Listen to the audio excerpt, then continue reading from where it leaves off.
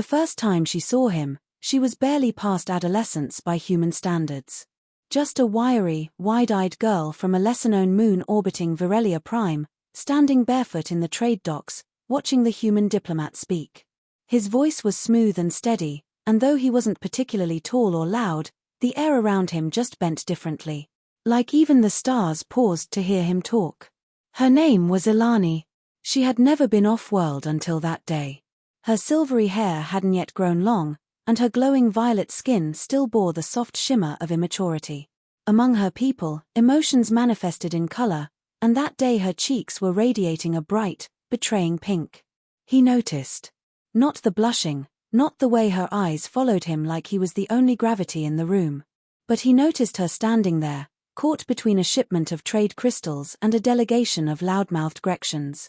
When the meeting ended and the crowd parted, he walked up to her. That close, she could barely breathe. "You all right, kid?" His voice made her knees wobble. Yllani nodded furiously, trying to hide the twitch of her luminescent fingers behind her back. "Yes, sir. I just wanted to see a human. A real one." He laughed. It wasn't mocking. Just warm. "Well, here I am. Name's Carter. Diplomat. From Earth." He extended a hand. She reached out with trembling fingers, touching his skin like he might dissolve. She had never touched a human before. "I'm Yllani." He nodded. "Pretty name. You stay out of trouble, all right? And hey, come back when you're older."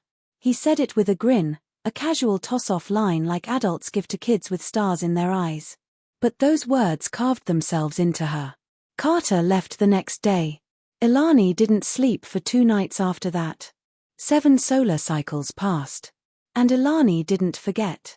Most in her clan expected her to settle down, mate with one of the radiant sons of the council, and begin her contribution to the genetic archives.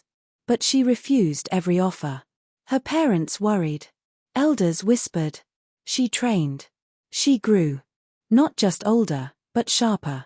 Smarter. She learned human language fluently, studied their diplomacy rituals, consumed every Earth transmission she could intercept: news, culture, fashion, combat. She became stunning, in the way only a Virelian woman could be, with shimmering silver hair now flowing to her back, and her eyes a deeper hue of galaxy blue. Her skin had darkened to a rich amethyst, and her mind had sharpened into steel. Yllani joined the Planetary Council's Diplomacy Corps by the time she was 23 Earth years old. And when she applied for the Earth-Virelia Envoy exchange, no one even dared oppose her. She walked into the interview chamber like a force of nature. "I seek to serve as our ambassador to Earth." They asked her why. She looked them dead in the eye and said, "Because I was told to come back when I was older. And now I am." Carter was older now.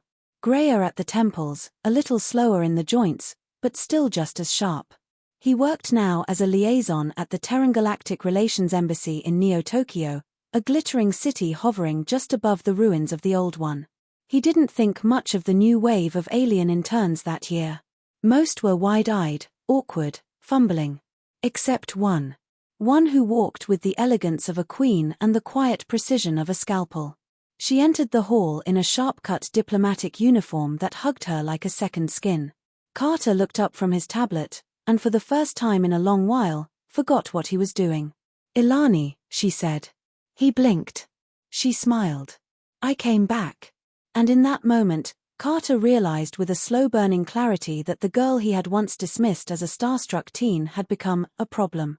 A beautiful, smart, unshakably poised problem. One that made his breath catch. He stood. "Well, damn. You really did." The air between them shifted. She tilted her head slightly. "I kept my promise. I hope you remember yours." He laughed, trying to push down the sudden heat in his neck. "Diplomatic protocol might have something to say about this. Then I guess it's a good thing I memorized all your protocols." That made him pause. Because she wasn't joking. Yllani had spent years preparing for this. For him. He wasn't ready. But she was. And this time, she wouldn't be dismissed with a grin. Not again. Not now that she knew how humans played the game. And Yllani was more than ready to win. Carter hadn't touched his tea. Yllani sat across from him in the floating garden atrium above the embassy, sunlight filtering through petal glass leaves that changed hue with the hour. Her posture was elegant, composed, but every word that passed between them held a quiet undertow. 7 years, he said finally. 7 Earth years, yes. Longer in my time. He studied her. You came back, for this? Yllani didn't blink. I came back because I meant it. He looked down at his tea again, then out the viewport. The city shimmered below, layers of lights and language, and somewhere in the depths of his chest, something stirred that he didn't want to name. You were just a kid. And you were kind. That's rare where I come from. She leaned in slightly, voice lower now. I don't need anything from you, Carter. I didn't come to beg or relive a moment. I came to see what it was I remembered. And decide for myself if it was still worth chasing. Carter breathed out slowly. And is it? Her lips curved. I'm still deciding. Yllani made herself at home in the embassy. Not by asserting dominance, but by excelling at everything. She outnegotiated the Sarlan trade representatives, de-escalated a minor skirmish between rival colonies in the Centauri arc, and rewrote the outdated peace protocol between 3 warring ice moons. All in her first 2 months. Carter watched her move through the corridors of bureaucracy like she was born for it. But what unsettled him more than her skill was her gaze. She looked at him the way most people looked at problems they intended to solve. He tried to maintain distance. Mentorship, he told himself. He was older, wiser, responsible. But she wasn't a girl anymore. And she knew it. One evening, after a summit ran late, they walked together down the glowing spine of the embassy tower. You didn't comment on my arbitration today, she said, feigning casual. You didn't need my approval. She smirked. But I wanted it. He sighed. Yllani, this is complicated. Only if you make it. There are rules. She stopped walking. Then let me ask a ruleless question, Carter. He turned, reluctant. She stepped closer. If I weren't alien? If I weren't your subordinate? If none of this hierarchy existed, would you want me? Silence stretched between them like a taut wire. He looked at her, the intensity of her eyes, the confidence in her stance, the fire that had grown from an innocent crush into something far more deliberate. Yes, he said. Quiet. I would. She didn't smile. Then stop pretending like you don't. And with that, she walked away, leaving Carter staring at a truth he had locked away for far too long. But not everyone was thrilled with Yllani's rising profile. Someone in the embassy began leaking transcripts, twisting her interactions with Carter into something more illicit than real. Whispers spread. The council summoned her. She arrived in formal dress, glowing markings along her collarbone, eyes burning. You believe I came here to seduce a human? There are concerns about your intent, said the eldest. My intent is peace. My methods are diplomacy. But if you want to drag my personal life into the public arena, understand this. She turned slowly, locking eyes with every counselor. I was told to come back when I was older. So I did. But not just for him, for this. For power that isn't granted, but earned. I don't kneel for gossip. When she walked out, the chamber was silent. And within a week, the source of the leaks was caught. It wasn't Carter. It was someone who had always envied Earth's influence and wanted her discredited before she could secure an even tighter alliance. The charges were dropped. Yllani's record, cleared. But her gaze toward Carter cooled. Not from anger. From the realization that proximity to him would always carry danger. Weeks passed. Carter focused on his work. Yllani rose even further. Earth offered her a senior liaison post. She accepted. Their paths crossed less. They spoke less. But one evening, late, he found a data crystal left on his desk. It was from her. Only 2 lines. You never said come back and wait again. You just said older. I'm not waiting anymore. Carter watched the message fade, then looked out over the city below. She had grown into something far beyond what he expected. And now he was the one unsure if he could keep up. But Yllani had never needed him to catch her. She just needed him to stop standing still. And maybe, Just maybe, that's what scared him most. Carter didn't sleep well the night he got her message. He read it twice, then again with a glass of synth whiskey he barely tasted. It wasn't just the words, it was what they represented. Yllani had moved on, not from him, but from waiting for permission. She was in control now. A woman who had once looked up at him in or now stood as his equal, maybe more. And he wasn't sure what to do with that. The next week, she left Earth. Officially, it was a new assignment, an envoy position overseeing a trade treaty between 3 volatile star systems. Unofficially, it was distance. Clean air. A chance to rise without shadow. He didn't say goodbye. She didn't ask him to. Her new post was chaos. The tri-system zone, known as the Riven Fold, was a mess of conflicting mining rights, pirate blockades, and cultural landmines. 3 factions fought for scraps while pretending to smile at roundtable summits. Yllani walked in, alone, armed only with a translator chip and a will that didn't break. Within weeks, she'd turned the council from knives to contracts. Within months, she had a tentative peace. Her name echoed across systems now not as Carter's shadow, but as a diplomatic force. The Human Alliance sent praise. The Galactic Board offered recognition. The Varelian High Circle moved her into strategic succession talks. And still, she didn't reach out to Carter. Not because she resented him, but because she was too busy becoming something she'd only ever imagined. But Carter couldn't stop thinking about her. He watched every transmission, read every treaty she signed, saw her on holoscreens, eyes lit with sharp conviction. He saw the way others looked at her now, with respect, with fear, with hunger. And it stirred something in him. Regret. Not because he let her go. Because he never gave her a reason to stay. He booked a ship. It took 2 jumps and 1 bureaucratic detour through border space, but he finally arrived at the fold.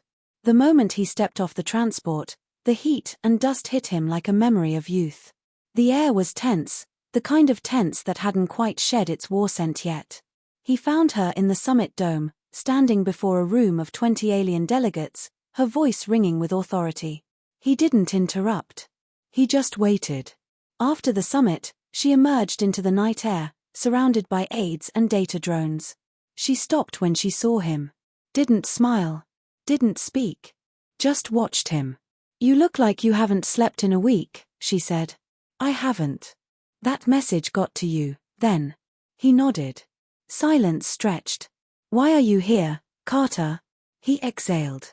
"Because I told you to come back when you were older. And you did. You became more than I ever imagined. And I kept standing still." Her eyes narrowed. "So you came here to catch up?" "No," he said. "I came here to say I see you. Not the girl who stared at me on the docks. The woman who doesn't wait anymore. The leader. The force. And to ask, for once, without rank or rules, what do you want from me now, Yllani?" She studied him. "You're late." His chest tightened. "Too late." Another beat passed.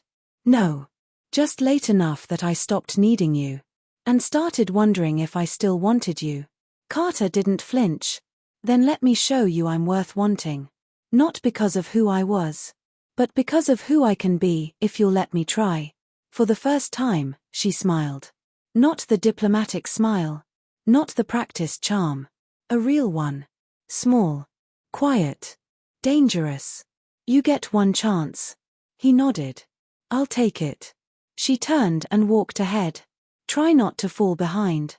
In the weeks that followed, Carter stayed.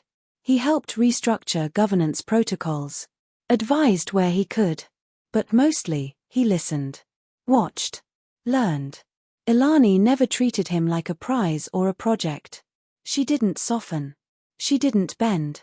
But slowly, she let him in. One night, they stood on a balcony overlooking the ravine, stars trailing like silk above. "Do you still think about that first day?" he asked. She didn't look at him.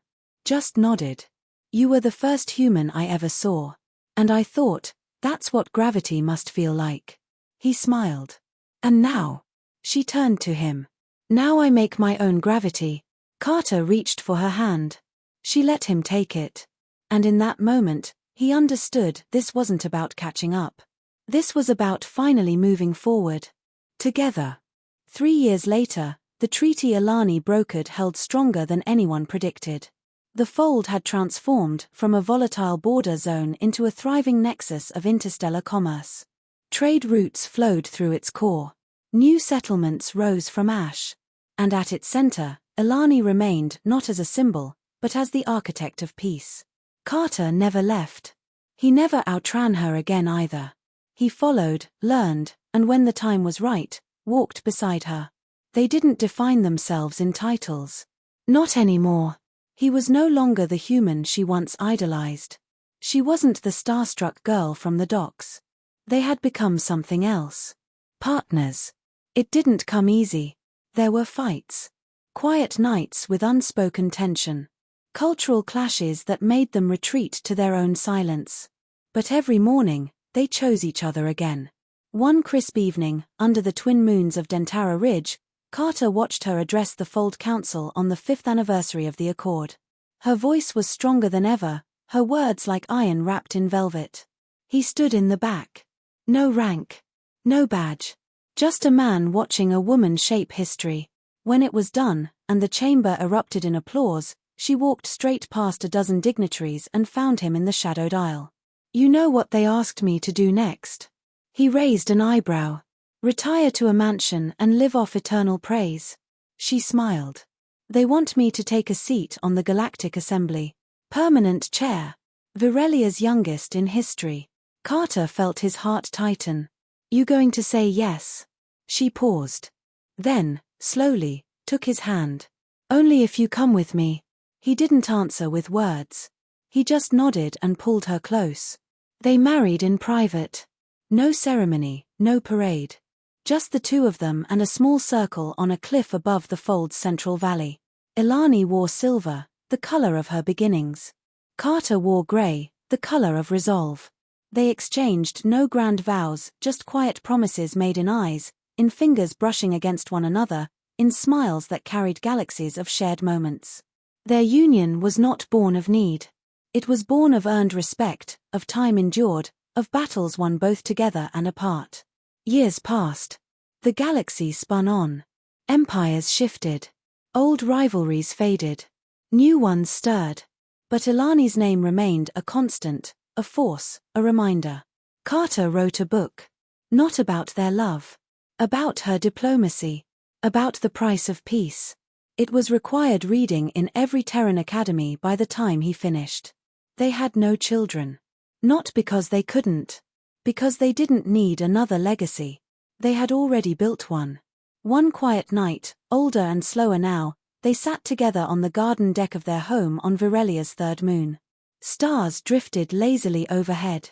Do you regret it? She asked. What? Not chasing me sooner. Carter looked at her, skin now lined with time, eyes still holding starlight. If I had, you might not have become the woman you are.